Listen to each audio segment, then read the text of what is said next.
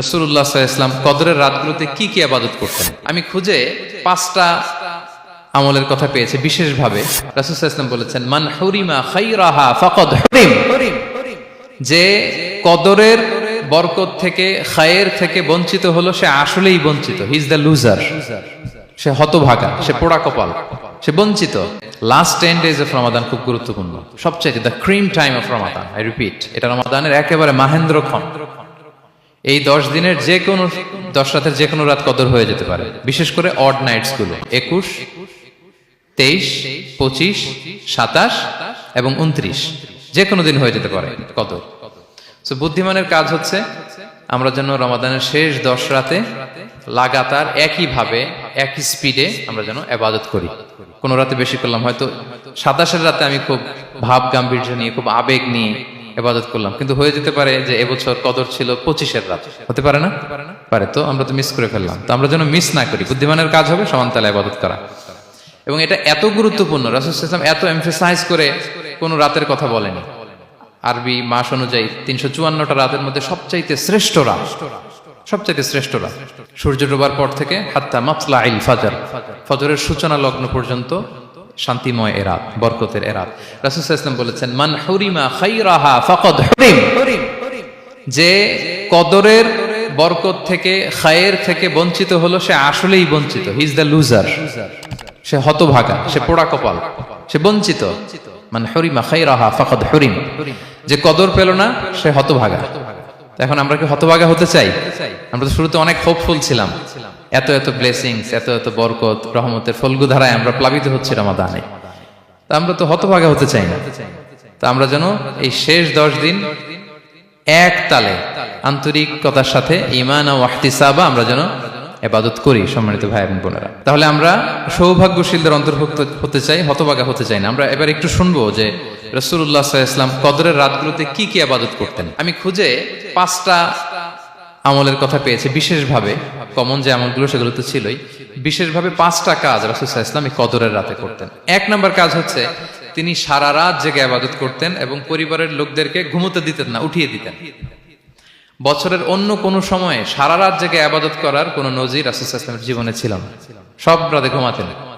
আমি জোহর বারুতে একটা কনভেনশনে the daily routine of prophet সাল্লাল্লাহু আলাইহি ওয়াসাল্লাম একটা আলোচনা করেছিলাম, যেখানে রাসূল সাল্লাল্লাহু আলাইহি ওয়াসাল্লামের দৈনন্দিন জীবনের রুটিন আলোচনা করেছিলাম। সেখানে আমরা বলেছি যে রাসূল সাল্লাল্লাহু আলাইহি ওয়াসাল্লামের দৈনন্দিন অভ্যাস ছিল তিনি এশার পরেই তাড়াতাড়ি ঘুমিয়ে পড়তেন আর মিড নাইটে উঠতেন। রাসূল সাল্লাল্লাহু আলাইহি ওয়াসাল্লামের কর্মদিবস শুরু হতো মিড নাইটে।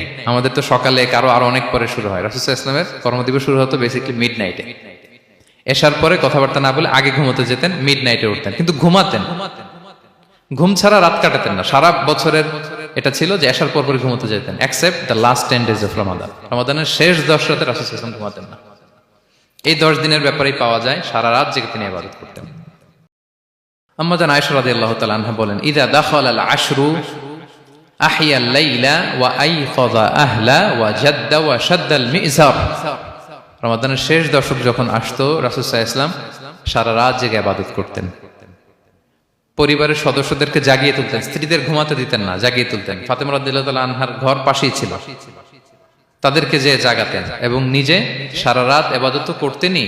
জাদ্দা ওয়া শাদ্দাল মিজার, খুবই বলিষ্ঠ ভাবে, খুব মজবুত ভাবে কোমরে গামছা বেঁধে নামার একটা এক্সপ্রেশন এখানে দেওয়া হয়েছে। মিজার, ইজহার মানে হচ্ছে বাংলা করলে হয় লুঙ্গি। লুঙ্গি আমরা যখন খুব শক্ত কোনো কাজ করতে যাই তখন তারা কি করে, খুব টাইট করে লুঙ্গিটা বাঁধে। তার মানে বোঝানো হচ্ছে রাসূল সাল্লাল্লাহু আলাইহি ওয়াসাল্লাম কোমরে ভালো করে লুঙ্গি বেঁধে বা গামছা বেঁধে আটকাট বেঁধে নামতেন শেষ 10 দিনের জন্য। এই সময় তিনি মানে কাউকে কেমন যেন চিনতেন না, সবসময় ইবাদতে মগ্ন থাকতেন। এটা আমরা করতে পারি যে শেষ 10 দিনে আমরা একটা স্পেশাল প্ল্যান করতে পারি যে আমরা আমাদের সর্বোচ্চটুকু উজাড় করে দিয়ে লাস্ট 10 days অফ রমাদানের এই বরকত আমরা হাসিল করব, এটা যেন আমাদের মিস না হয়। তাহলে এটা আমরা একটা পেলাম। 2 নাম্বার হচ্ছে ইতিকাফ করা। রাসূলুল্লাহ সাল্লাল্লাহু আলাইহি ওয়াসাল্লাম রমাদানের শেষ 10 দিন ইতিকাফ করতেন। আমাদের আয়েশা রাদিয়াল্লাহু তাআলা আনহা বলেন, কানা ইয়াতাকিফুল আশরাল আওয়াখির মিন রমাদান। রমাদানের শেষ দশকে তিনি ইতিকাফ করতেন হাত্তা তাওয়াফাহুল্লাহ, ওনার ইন্তেকালের আগ পর্যন্ত এই অভ্যাসটাই তিনি জারি রেখেছেন। সুম্মা আতাকাফা আজওয়াজুহু মিন বাদে, তারপরে ওনার স্ত্রীরা ইতিকাফ করেছেন। আরেক বর্ণনায় এসেছে ইয়াতাকিফু কুল্লা রমাদান 10 আইয়াম, প্রতি রমাদানে তিনি 10 দিন ইতিকাফ করেছেন। কিন্তু যেই বছর তিনি ইন্তেকাল করবেন সে বছর তিনি 20 দিন ইতিকাফ করেছিলেন। প্রতি রমাদানে 10 দিন, আর যে বছর ইন্তেকাল করবেন সে বছর কয় দিন? 20 দিন তিনি ইতিকাফ করেছিলেন মসজিদে নববীতে। তাহলে আমরা এই রমাদানের শেষ দশকে এটা করতে পারি। 2 নম্বর পয়েন্ট হচ্ছে ইতিকাফ করা। যারা আমরা করিনি তারা আমরা ইতিকাফ করতে পারি। আমাদের আইআইএম এর মসজিদ এটা ইতিকাফের জন্য একটা উর্বর জায়গা। আমরা যখন এই ক্যাম্পাসে ছিলাম তখন দেখেছি যে এখানকার ইতিকাফের পরিবেশ যে এত সুন্দর এটা কল্পনাই করা যায় না। অসাধারণ পরিবেশ। আপনি যদি ইতিকাফ নাও করেন, রাত 2টা বা 3টার দিকে সেন্ট্রাল মস্কে এসে বসে থাকলেও হবে। রাত 2টা 3টার দিকে এসে বসে থাকলে দেখবেন যে কেউ সেজদায় পড়ে কান্না করতেছে, কেউ হালাকা করতেছে, কেউ তাসবিহ পড়তেছে, কেউ কোরআন তেলাওয়াত করতেছে। মানে এত সুন্দর পরিবেশ, ওটা দেখলেই আপনার ইবাদত করতে মন চাইবে। তো আমরা যেন ইতিকাফ করার চেষ্টা করি। ইতিকাফ করতে না পারলে শেষ দশকের রাতগুলো যেন মসজিদে কাটানোর চেষ্টা করি, তা না পারলেও বাসায় যেন এই রাতগুলো আমরা মিস না করি। বিশেষ করে সেন্ট্রাল মস্কে তো অসাধারণ পরিবেশ, এটা হাইলি রেকমেন্ডেড। ইফ পসিবল আপনারা আসবেন, এখানে ইবাদতের চমৎকার পরিবেশ থাকে। 3 নাম্বার হচ্ছে রাসূল সাল্লাল্লাহু আলাইহি ওয়াসাল্লাম এবং জিবরাইল আলাইহিস সালাম যৌথভাবে কোরআন রিভিশন করতেন। খুব ইন্টারেস্টিং। সারা বছর যেটা নাজিল হতো, রমাদানে জিবরাইল আলাইহিস সালাম রাসূল সাল্লাল্লাহু আলাইহি ওয়াসাল্লামকে শোনাতেন, রাসূল সাল্লাল্লাহু আলাইহি ওয়াসাল্লাম আবার জিবরাইল আলাইহিস সালামকে শোনাতেন। সহিহ বুখারীর বর্ণনা, কানা জিবরিলু ইয়ালকাহু ফি কুল্লি লাইলাতিন মিন রমাদান ফায়ুদারিসুহুল কুরআন। প্রতি রমাদানের প্রতি রাতে এসে রাসূল সাল্লাল্লাহু আলাইহি ওয়াসাল্লামের সাথে কোরআন মুদারাসা করতেন। সহিহ মুসলিমের বর্ণনায়, আন্না জিবরিল কানা ইউআরিদুহু বিল কুরআন কুল্লা আমিন মাররা। প্রতি বছর রমাদানে একবার শোনাতেন বা শুনিয়েছেন। যে বছর তিনি ইন্তেকাল করবেন তিনি 2 বার শুনিয়েছিলেন। আরাদা ইউআরিদু, মানে এটা ফ্রম বোথ সাইড। আরবি শব্দটা এমন যে জিবরাইল আলাইহিস সালাম শোনাতেন, এরপর রাসূল সাল্লাল্লাহু আলাইহি ওয়াসাল্লাম জিবরাইল আলাইহিস সালামকে শোনাতেন। কোরআন রিভিশন করা। তো এই শেষ দশকের রাতগুলোতে আমরা যেন বেশি বেশি কোরআন পড়ি। কোরআন তেলাওয়াত, কোরআনিক রেসাইটেশন হতে পারে, কোরআনের অর্থ পড়া হতে পারে, তাদাব্বুরে কোরআন হতে পারে, কোরআনের হালাকায় জয়েন করা হতে পারে। ইন ইটস এনি ফর্ম আমরা যেন কোরআনের সাথে অ্যাটাচমেন্টটা বাড়াই লাস্ট 10 ডেজ অফ রমাদানে। 4 নাম্বার, কিয়ামুল লাইল করা। রাসূল সাল্লাল্লাহু আলাইহি ওয়াসাল্লাম কিয়ামুল লাইল করতেন। এবং কিয়ামুল লাইল শব্দটাকে রাসূল সাল্লাল্লাহু আলাইহি ওয়াসাল্লাম কদরের সাথে জুড়ে দিয়েছেন। সহিহ বুখারীর বর্ণনায় তিনি বলেছেন, মান কামা লাইলাতাল কদরি ঈমানা ওয়া ইহতিসাবা গুফিরা লাহু মা তাকাদ্দামা মিন যামবি।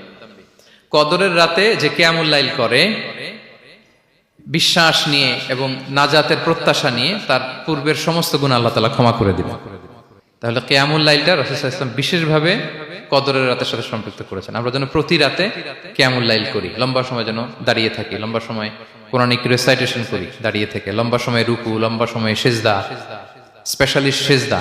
আখরাবু মা ইয়াকুনুল আবদু মির রাব্বিহি ওয়া হুয়া সাজিদ ফাআকসিরু ফিহি দুআ।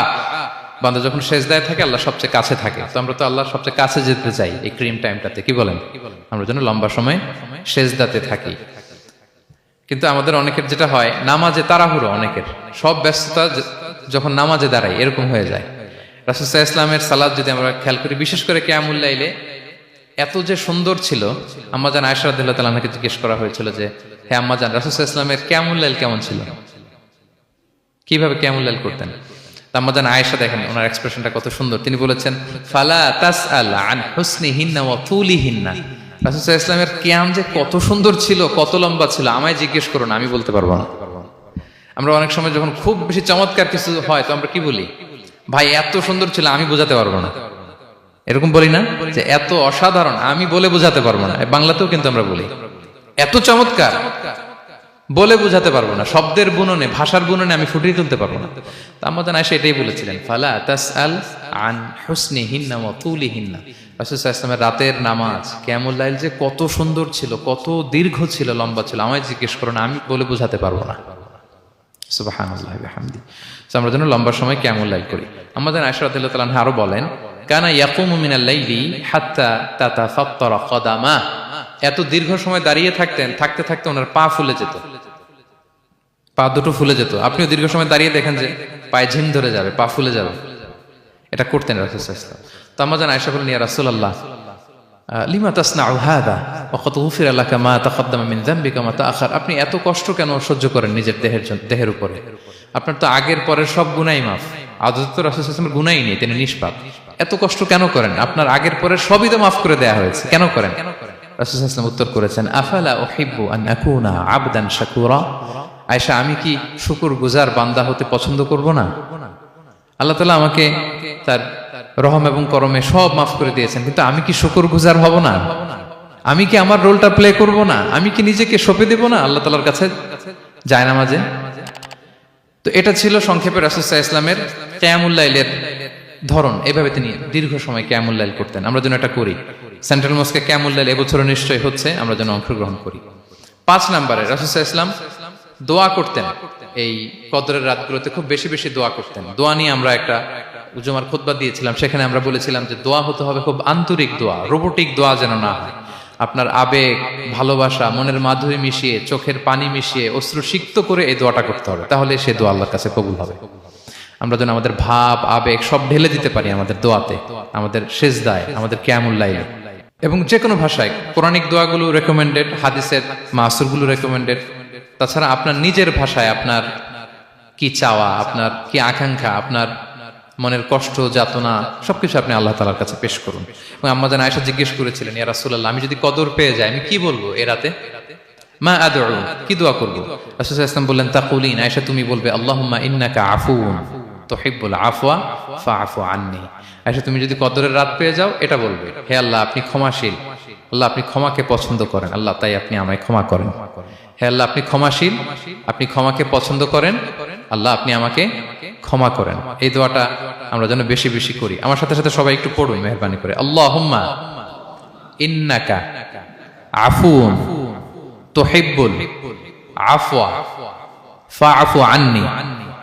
আল্লাহুম্মা ইন্নাকা আফুউন তুহিব্বুল আফওয়া ফাআফু আন্নী। হে আল্লাহ আপনি ক্ষমাশীল, আপনি ক্ষমা করাকে পছন্দ করেন, আল্লাহ আমাকে ক্ষমা করেন। আমরা আমাদের নিজেদের ভাষায় অনেক দোয়া করতে পারবো, কিন্তু রাসূল সাল্লাল্লাহু আলাইহি ওয়াসাল্লামের শেখানো দোয়াগুলো এটা হচ্ছে মানে very precise in wording but comprehensive in meaning. এটার অর্থ, এটার আবেদন এটা অনেক বেশি।